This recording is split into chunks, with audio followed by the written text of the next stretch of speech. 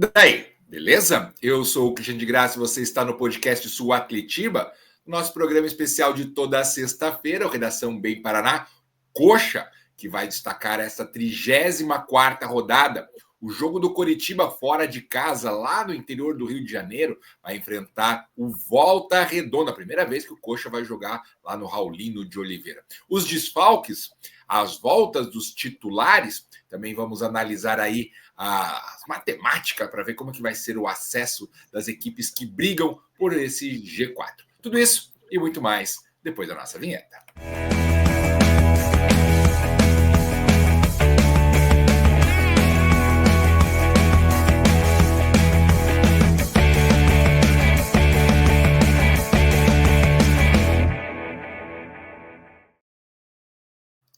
Antes de mais nada, eu já peço que você deixe o like, curta, compartilhe, se inscreva aqui no canal, mande muitas mensagens e indique o Podcast Sul a um amigo, beleza? Essa sexta-feira aí que começa a 34ª rodada do Campeonato Brasileiro, nós recebemos aqui os nossos jornalistas, afinal o programa é deles.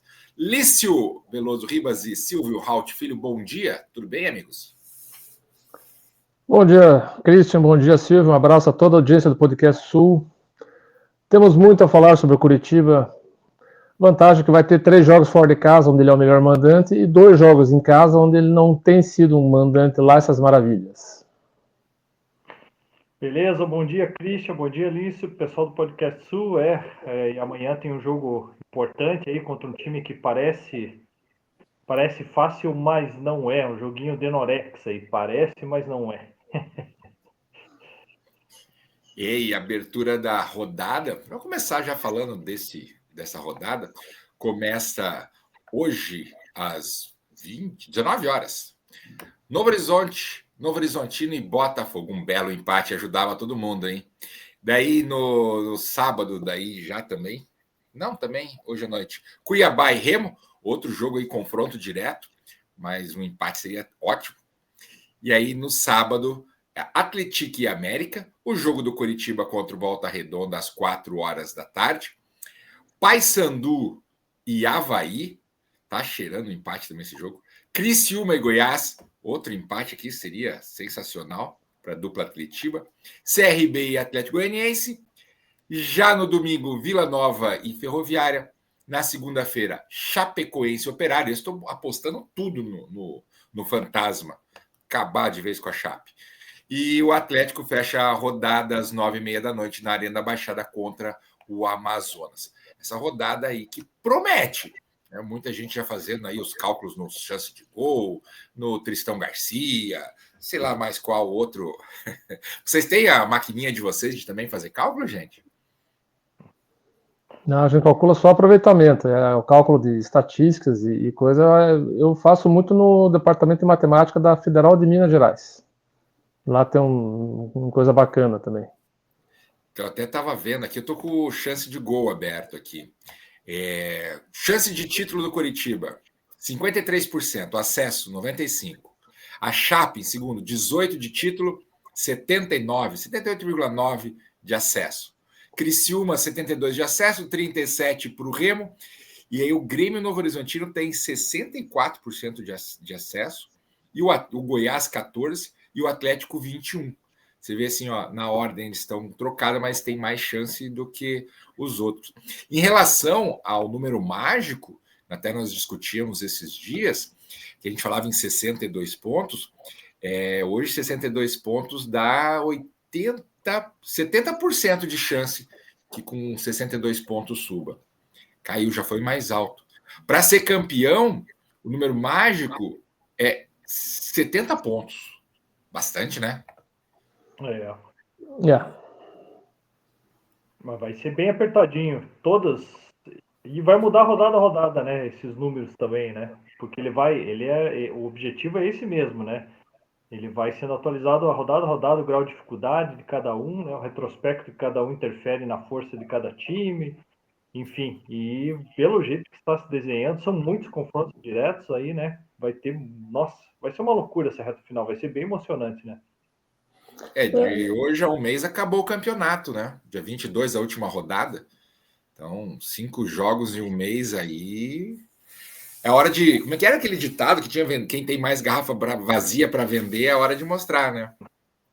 E a aposta de vocês? Hora de todos os ditados, hora da onça beber água, hora de quem tiver bala na agulha. E quem O que vocês curioso dessa acham que Série B tem é que bala na agulha? os times eles estão todos subindo meio em bloco, meio ao mesmo tempo, assim, né? Existe uma alternância muito grande ali entre as 6 primeiras posições. O Curitiba já está ali no G4 faz um tempo, mas o Goiás, que ninguém acreditava que ia ter essa derrocada, teve. E andou tomando 3-1 da Chapecoense num confronto direto, vai ter um confronto direto com o Atlético. Até o jogo do Goiás Chapecoense recente foi em Goiânia. É bom para o Atlético. É bom para o Atlético porque o jogo vai ser em Goiânia e o Goiás é que vai estar pressionado. O Atlético está se dando bem fora de casa. E no caso do Curitiba, 70 pontos no momento agora da tabela significa ganhar 4 e empatar 1 para ser campeão. Não é uma tarefa tão simples. É. Mas eu olho muito para desempenho e o que eu vejo é que o único time que está jogando futebol assim acima dos outros é o Criciúma, mas também pode cair a qualquer momento. Isso já aconteceu isso com todo mundo na Série B, né?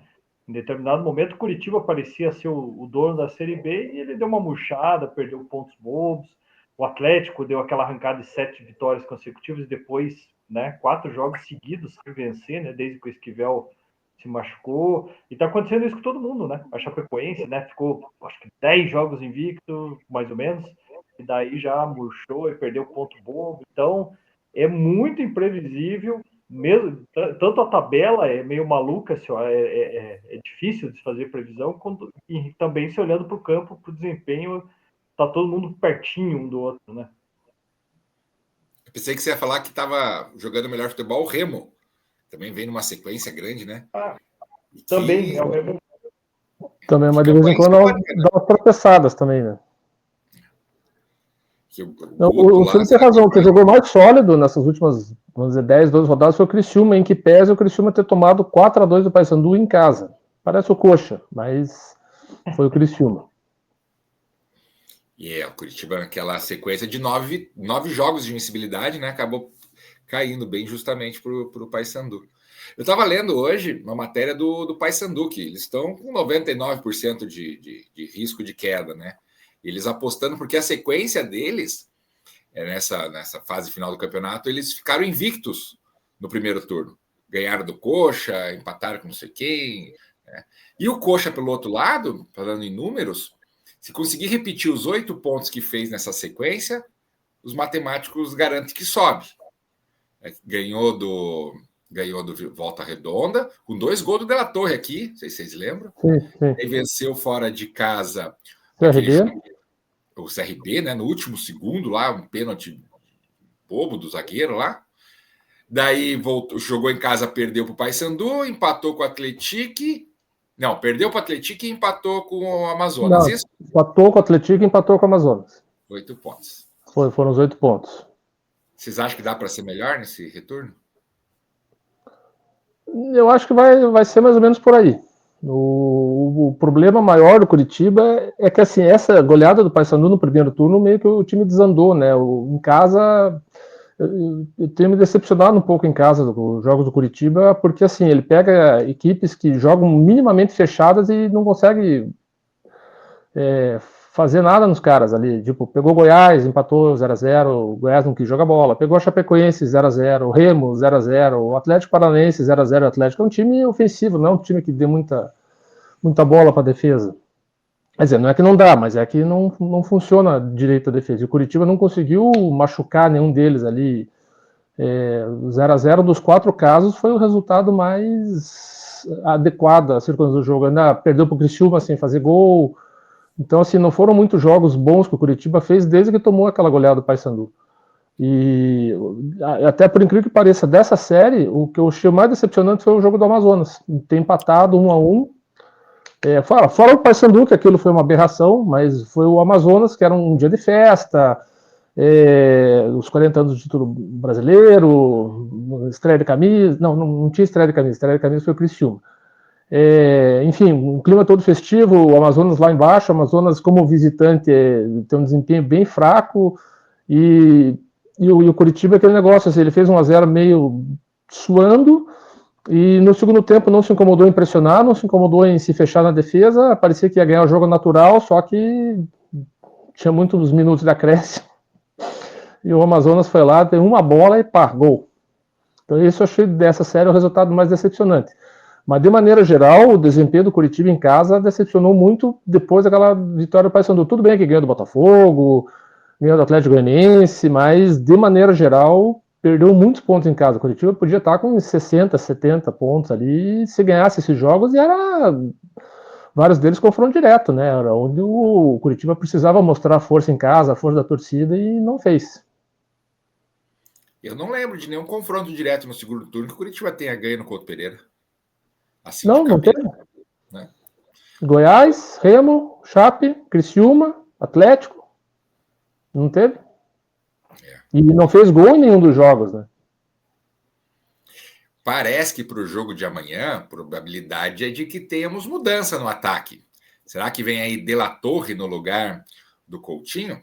Diz que o Rodrigo Rodrigues já está aí no processo de transição.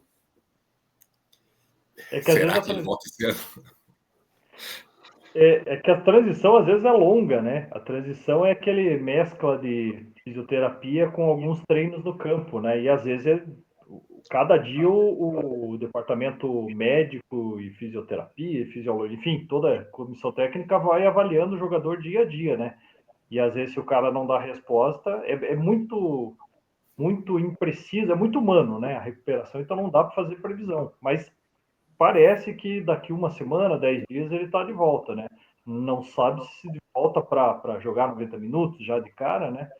Mas, pô, você vê que falta que está fazendo, e ele, quando ele veio meio de surpresa, né? Porque naquele momento a gente fala assim, não, acho que tá todo mundo pensando assim, pô, tudo bem, Coutinho e De La Torre tão abaixo do que se espera, mas acho que no fim das contas o Coxa vai subir, vai ser campeão, até essa era mais ou menos a sensação. E agora todo dia a gente pensa, puta, quanto que volta o Rodrigo Rodrigues, porque os dois. Pô, eu sempre fui defensor do Coutinho, meu Deus, eu queimei minha língua, cara. O cara, nos últimos jogos, ele fez 1 ou 2 jogos bons aí, eu acho. Eu acho que ele vai recuperar a carreira dele em algum momento, mas, putz.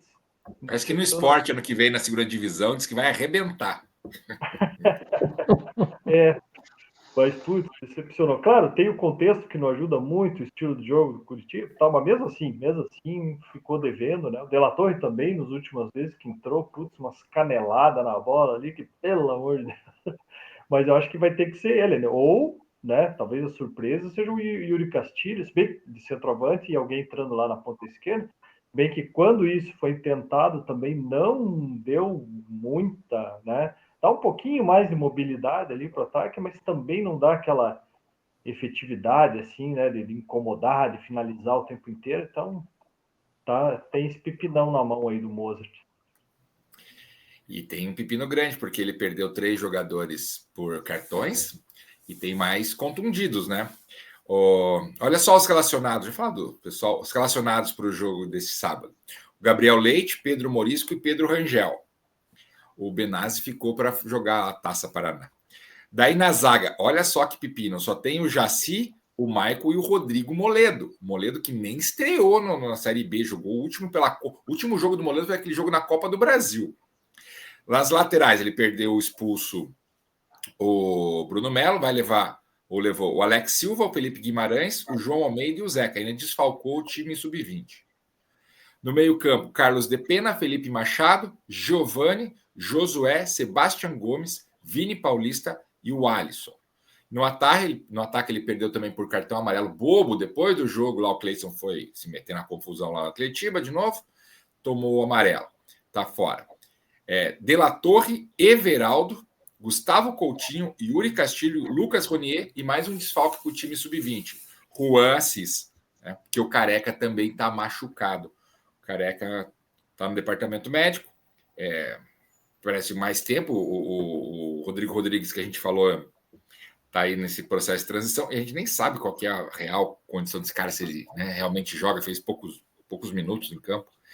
E esse time do Curitiba? Esqueci de falar, tem um desfalque também do zagueiro, do Thiago Kozer, que tomou cartão amarelo assim que entrou no último jogo, né, no Atletiba. O que o Mozart vai inventar? Tem a volta do Ronier. O que vocês acham que eles vão armar? Ah, tem a volta do Alisson também, né? Por incrível que pareça, ele vai ter pelo menos uma escalação titular bastante perto do ideal. O único desfalque mesmo do time titular é o Bruno Melo. Por incrível que pareça. Claro que ali tem que considerar, além de tudo, assim, que o Curitiba tem 10 jogadores pendurados. É isso mesmo, 10 jogadores pendurados. Mas o único desfalque mesmo é o Bruno Melo, daí joga o Zeca numa, o Alex Silva na outra, também não é um problema do outro mundo, assim, como seria se tivesse assim o Josué ou sem o Lucas Ronier. Agora, o problema e daí? E o resto? O resto é daí você tem lá Vini Paulista para dar uma correria no meio, aquela velha história da ponta esquerda que tanto faz quem jogar, que um não rende muito mais que o outro, centroavante é a mesma coisa, tem a volta do Alisson para dar um pouco de gás, mas o Felipe Machado foi titular em boa parte da competição, então na verdade não tem grandes coisas mudanças. Eu não sei dizer se isso é uma boa ou uma má notícia, mas é isso. Silvio, daí, Zeca no lugar do Bruno Melo é melhor ou pior? Depende. Eu prefiro o Bruno Melo em condições normais, mas tem a característica diferente, né? O Zeca é mais armador, né? Ele é aquele lateral que fica ajudando os zagueiros na saída de bola, não vai tanto, principalmente quando ele joga do lado esquerdo, ele não vai tanto no fundo. Na direita até teve uns jogos que ele foi lá no fundo, cruzou, tal. Muda um pouco a característica, né? E o Bruno Melo é muito melhor no jogo aéreo, né? E isso tem sido uma das grandes pontos, né? Talvez, sei lá, talvez o melhor ponto, o principal ponto forte do Curitiba nessa Série B tenha sido o jogo aéreo, tanto ofensivo nem tanto, né? Mas defensivo, bola parada, enfim. E o Bruno Melo faz parte disso, né? Ele é muito bom, né, no jogo aéreo. E o Zeca já, né, é esforçado ali, né? Ele, para a estatura dele, até que vai bem, mas às vezes falta alguns centímetros para chegar na bola, né? Mas essa combinação de Zeca e Alex Silva é uma combinação boa, porque o Zeca organiza a saída de bola e o Alex Silva vai o tempo inteiro no fundo, né? Ele é um lateral que ataca o tempo inteiro. Ele fez falta nesse período que ele ficou fora, porque o Curitiba mais sofreu nessa Série B foi falta de atacar, né? De profundidade, de ir lá no fundo, de pisar na área, e ele pisa na área também, né? Então acho que ali não vou ficar surpreso se entrar o João. Não, o João Almeida está relacionado, né? Sim. Tá. Mas provavelmente vai o Zeca, Alex Silva nas laterais, provavelmente o Alisson volta, né? Centroavante eu estou bem em dúvida ali quem que ele vai pôr, né? Porque o Gustavo Coutinho tá piorando a cada jogo nessa sequência de 3, 4 jogos, né? Não sei se o De La Torre está impressionando nos treinos. O Mozart diz que ele leva muito em consideração os treinos, né? E daí a gente não tem acesso aos treinos, ninguém tem acesso aos treinos, né? A gente só supõe, né? E o Rony, eu acho que vai ser titular, né? Eu acho que já deve ter recuperado condição para. Entrou super bem, né? No segundo tempo do clássico, né? Fisicamente bem, né? Ele mostrou mobilidade, foi para cima, não teve medo de pancada, né? Porque às vezes quando o cara volta de lesão, às vezes fica aquele. Isso aí não é um medo que o cara escolhe ter, isso é o cérebro humano, assim. Inclusive tem uma área da psicologia que estuda isso do cérebro dos atletas, né? A reprogramar o cérebro do atleta quando ele volta de lesão para ele não deixar de fazer certos movimentos com medo de sofrer aquela lesão, né? Eu fiz uma matéria sobre isso uma vez, fiquei fascinado com isso, né? Nosso corpo, nossa mente quer nos proteger, né? E ele demonstrou que não estava com medo de pancada, né? Foi para cima, então super importante a maneira como ele retornou, né? Audacioso, Guri. Também nem deu tempo de sentir muito, né? 15 dias o cara estava de volta. Eu ia perguntar para vocês aí que estão, não sei se vou passar vergonha, eu não entendi a resposta dele pro Odair Helma lá do aluguei, o triplex, duplex, aluguei, eu não entendi. Vocês entenderam? Existe uma expressão moderna que é o cara entrar na cabeça do outro. Daí, uma espécie de superlativo dessa expressão moderna de entrar na cabeça do outro é aluguei uma casa dentro da cabeça do outro. E daí, uma expressão mais superlativa ainda é aluguei um triplex dentro da cabeça do fulano. Então, tem uma... O Ulisses tem 2 filhos adolescentes, cara, então ele fala essa linguagem. A minha filha já é velha, minha filha já tem 19 anos, ela fala linguajar de velho, é uma idosa, cara. Eu não posso comentar. Ainda bem que a gente tem o Lício aqui para tirar essa dúvida. E eu não posso falar dos meus alunos no ar. Então, tá. Fala aí, joga da rota. Eles têm altas tiradas, eles têm altas gírias. Deixa quieto, gay. Então, tudo é gay, cara. Tudo é. Fala, gay. E daí, gay? Eu vou lá, gay. Eu não sei o que é gay. Não, mas isso a gente fazia também nos anos 90. Ai. Só o termo que usava não era gay, era outro. Mas é engraçado que eles falam, eu comprei isso aqui, gay. Eu nunca vi isso gay, cara. Eles, não, professor. Eu falei, então onde você vai colocar essa vírgula aí? Eles não sabem. Tô aprendendo com minhas crianças lá. Vocativo, gente, então nem pensar. Oi? Vocativo, então nem pensar. Não, vamos. Eu tô dando aula de produção de texto, né? Tô ensinando notícia. Cara, é difícil ensinar o lead. Você fala assim, não, quem, quando, onde, como, por quê? Eles vão responder, não é um questionário, mas enfim. Bom, vamos falar de coxa. Lício, eu te perguntar na volta do Alisson, você manteria o Machado ou volta ao titular? Não, eu manteria não, eu colocaria o Alisson de volta. O Alisson dá mais correria. Então, eu também não sei exatamente o que o Rogério Corrêa está imaginando para o Amazonas, né? Mas eu colocaria o Alisson, acho que ele dá um dinamismo mais interessante no meio de campo. Ele é um pouco explosivo, né? Tipo, o risco dele levar cartão de novo é altíssimo, né? Tem uma reportagem do Bem Paraná lá que ele é o campeão de cartões amarelos do Curitiba, né? Tipo, meio xarope, reclama demais, dá umas pancadinhas e tal, mas eu acho um jogador interessante, dá um dinamismo interessante. Eu colocaria o Alisson. Eu também.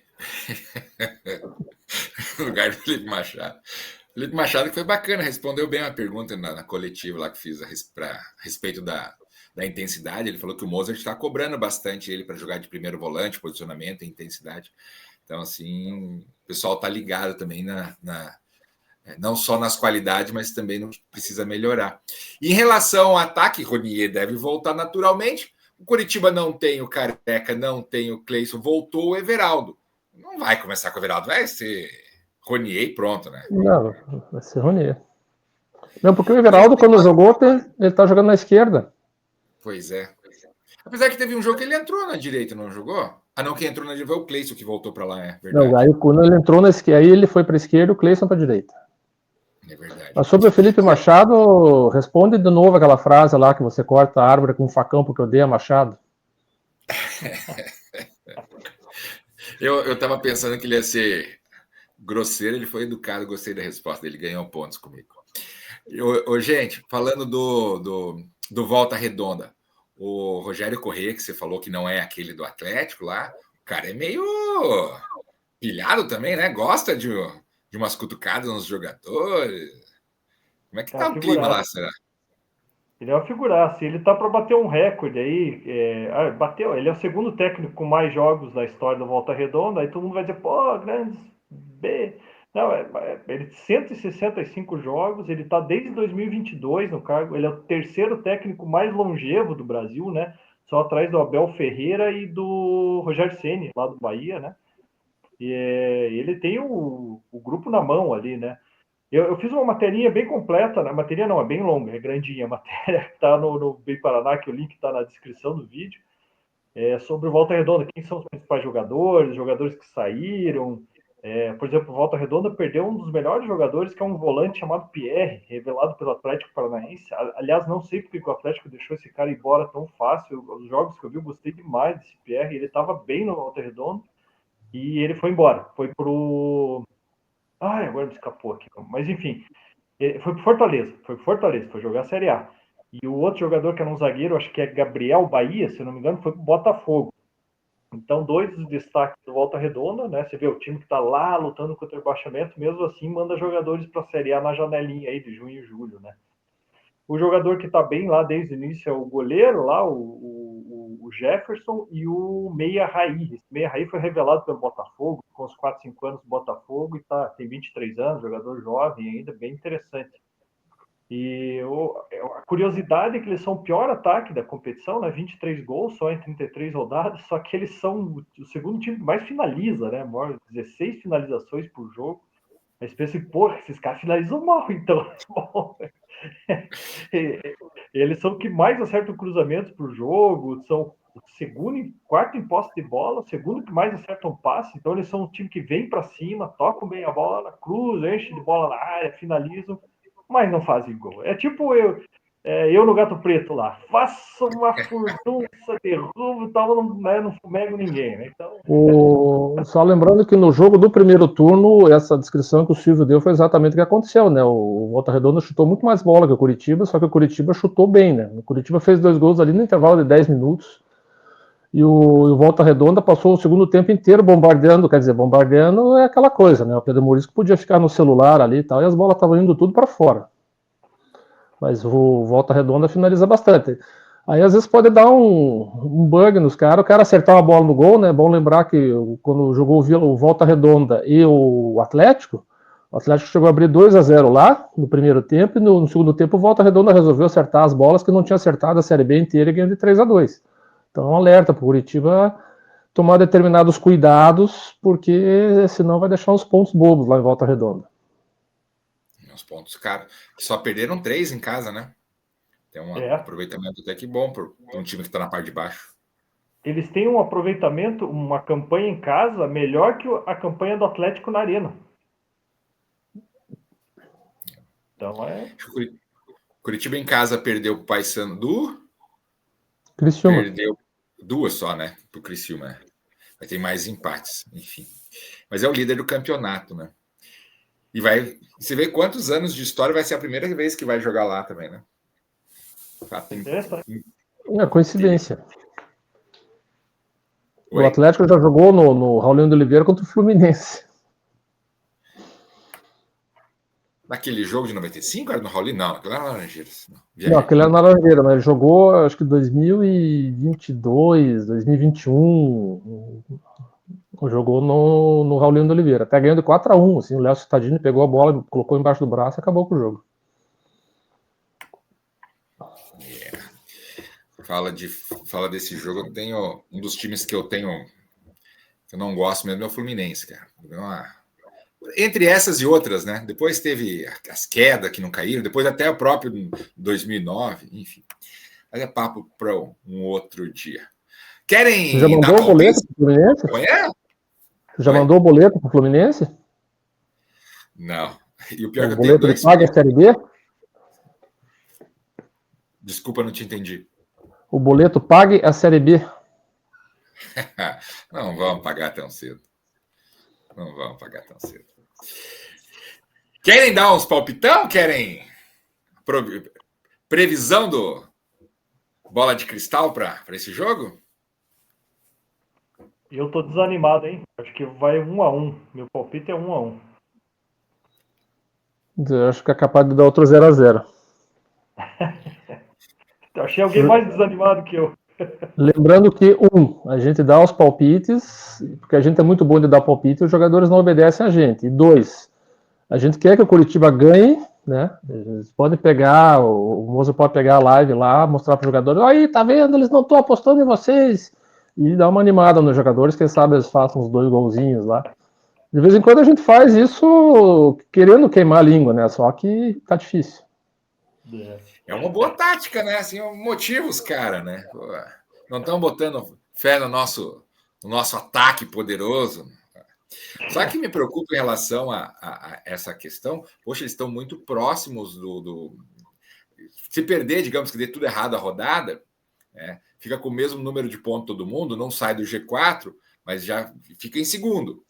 Só que parece que coloca uma crise de novo em cima da cabeça. Põe mais uma pedra em cima da cabeça, no ombro dos caras que, né?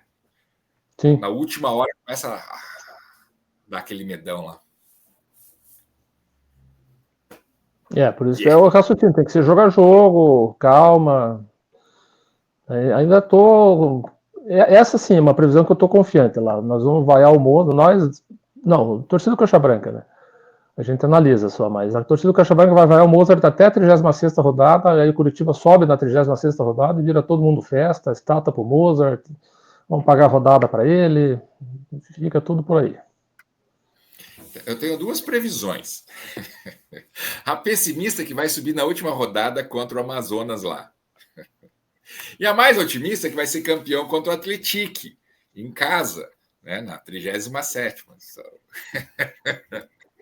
Eu tenho que parar de ficar fazendo esses cálculos, esses negócios. Não faz muito bem na hora de dormir. Gente, então olha só.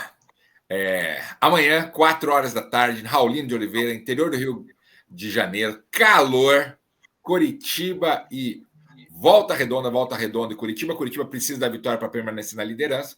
O Voltaço, mesmo que vença, não sai da zona pelos critérios de desempate. E aí pode complicar o pessoal lá de baixo da tabela, que vai ser bom para o Curitiba nos próximos jogos. Vai pegar também os adversários já mais desanimados, digamos assim, na parte de baixo lá.